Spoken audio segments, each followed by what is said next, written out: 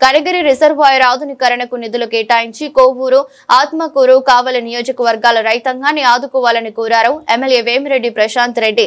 శుక్రవారం జరిగిన శాసనసభ సమావేశాల్లో ఎమ్మెల్యే ప్రశాంత్ రెడ్డి మాట్లాడుతూ 130 ఏళ్ల క్రితం 4.5 టీఎంసీల నీటి నిల్వ సామర్థ్యంతో నిర్మించిన కనిగిరి రిజర్వాయర్ లో దశాబ్దాల తరబడి పూడిక తీయని కారణంగా వాటర్ స్టోరేజ్ కెపాసిటీ 2.5 టీఎంసీలకు పడిపోయిందన్నారు.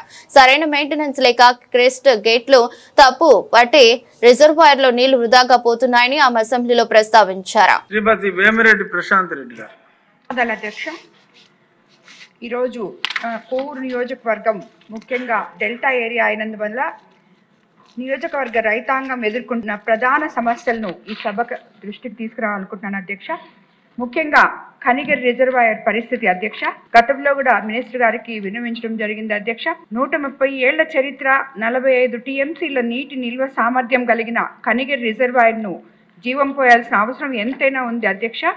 గౌరవ ముఖ్యమంత్రి నారా చంద్రబాబు నాయుడు గారి నాయకత్వంలో మనది రైతు ప్రభుత్వం కావున సమస్యను మీ ద్వారా ప్రభుత్వం దృష్టికి తీసుకొస్తున్నాను అధ్యక్ష. 1890లో నిర్మించిన ఈ రిజర్వాయర్ ద్వారా ఆత్మకూరు, కోవూరు, కావలి నియోజకవర్గాల్లోని 130,000 ఎకరాలకు సాగునీరు అందుతుంది అధ్యక్ష.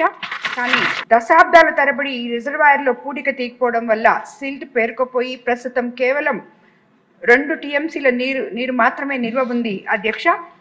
నేను స్వయంగా వెళ్లి రిజర్వాయర్ను పరిశీలించడం జరిగింది అధ్యక్ష. గత ప్రభుత్వంలో గ్రావెల్ మాఫియా వలన సహజ సిద్ధమైన రిజర్వాయర్ను ఆనకట్టలు విధ్వంసం చేసి కట్టల్లో అనేక ప్రాంతాల్లో రంధ్రాలు ఏర్పడి నీళ్లు బయటికి వస్తున్నాయి అధ్యక్ష. ఎప్పుడు ఏ ప్రమాదం ముంచుకొస్తుందో అని ప్రజలందరూ తల్లడిల్లిపోతున్నారు అధ్యక్ష. కావున సరైన నిర్వహణ లేకపోవడం వల్ల ప్రధాన రెగ్యులేటర్లు, క్రస్ట్ గేట్లు శిథిలావస్థలోకి చేరాయి అధ్యక్ష. రిజర్వాయర్కు సంబంధించి మట్టి కట్ట బలహీన పడిపోయింది అధ్యక్ష. కావున వెంటనే పూడిక తొలగింపు, బండ్ స్ట్రెంథనింగ్తో పాటు రెగ్యులేటర్లు మరియు క్రస్ట్ గేట్ రిపేర్ పనులు యుద్ధ ప్రాతిపదికన చేపట్టాలని, తద్వారా ఆయకట్టు రైతాంగాన్ని కాపాడాలని మీ ద్వారా ఇరిగేషన్ మంత్రి గారికి విజ్ఞప్తి చేస్తున్నాను అధ్యక్ష.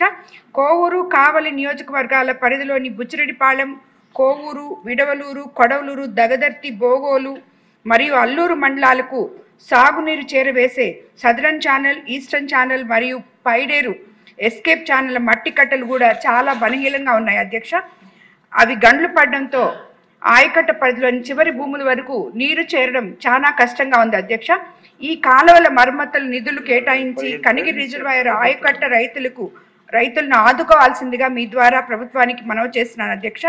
అదేవిధంగా పెన్నా నది పరివారిక ప్రాంత సమస్యలు కూడా ఉన్నాయి అధ్యక్ష. కోవూరు నియోజకవర్గంలోని పొర్లుకట్టలు చాలా బలహీనంగా ఉన్నాయి అధ్యక్ష.